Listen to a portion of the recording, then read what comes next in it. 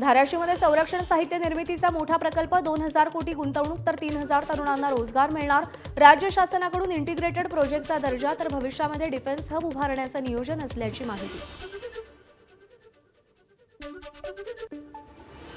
डिफेन्सचा एक क्लस्टर करण्याच्या बाबतीतलं नियोजन आहे आणि त्यातला एक महत्त्वाचा भाग म्हणजे गणेशजी निबे हे उद्योजक त्यांच्या ग्लोबल फोर्ज नावाच्या कंपनीच्या माध्यमातून TNT आणि प्रोपेलंट ह्या दोन गोष्टीचं उत्पादन धाराशिवच्या कौडगावमध्ये करण्याचं त्यांनी ठरवलेलं आहे। साधारण 2-1000 कोटीची गुंतवणूक, 2000 इंजिनियर्सना रोजगाराची संधी आणि अधिकचे 1000 इथे लोकांना काम उपलब्ध होणार आहे।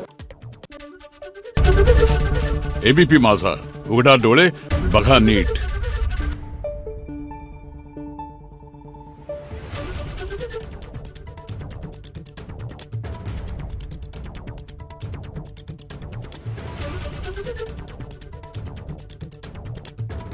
Thank you.